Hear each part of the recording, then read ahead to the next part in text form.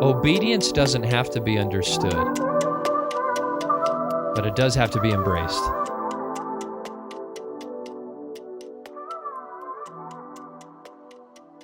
This is a test of our relationship in many cases, because I'm always comfortable when I understand it.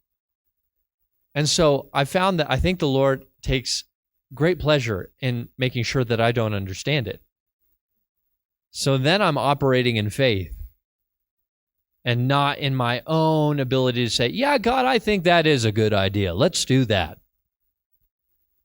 Somehow giving credence to God's will. And I want to ask you, do you have to know and understand everything that God is doing before you do it? Obedience doesn't have to be Can you imagine where Peter's at?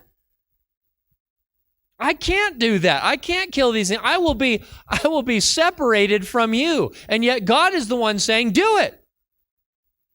He's been taught all his life, if you touch this or if you eat that, then all of a sudden everything's going to be thrown out, right?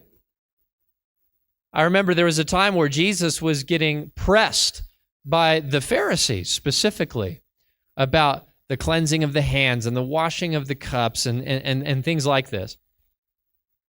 And Jesus refutes the whole thing. And he actually declares that it's okay to eat all this stuff. And in the book of Mark, it says he declares all things clean to eat. And the disciples were so frustrated about this, and they were so upset, really. And so they come to Jesus, and he says, are you too without understanding? He's like, it's not the stuff that you eat. What you eat goes into your stomach and then goes into the ground. That's not the issue. It's what goes into your heart. That's the issue. Because it's the heart that will defile you. Because it's out of the heart that you bring all of these evil things. So worry about what you're putting in your heart. And so now God is kind of refreshing that lesson for Peter. Because Peter was there. Peter remembers Jesus saying these things. Now God is dealing with Peter. Peter, here's the stuff. Go ahead and eat it. No. My cleansing and my purity comes from keeping myself intact. No, it doesn't. That's why Paul writes to the Galatians. He says, I want to ask you a question, because he's really upset with them, right? They've really blown it. And he says, did you receive the Holy Spirit of God through all of these great things that you did, or by hearing with faith? And of course, the answer is by hearing with faith. He says, so if you receive the Spirit of God by hearing with faith, why are you now trying to achieve it? Why are you now trying to, in your own power, gain it? Peter's in this same boat because he's thinking, I'm going to gain it. And God is reminding him, you haven't gained anything that I haven't given to you. It's you and me, Peter. That's why this thing works. It's not what you eat.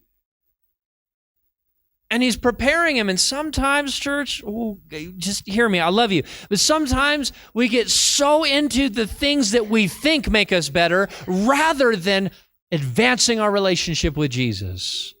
The way that we wear our clothing, the way that we engage with church, the songs that we sing, the Bible translation that we use. Man, I'm telling you, we get into these weird ruts where we start valuing things that have nothing to do with the relationship that God has given to us by grace. Well, you know, I'm really doing good in my faith because I read the King James only, brother.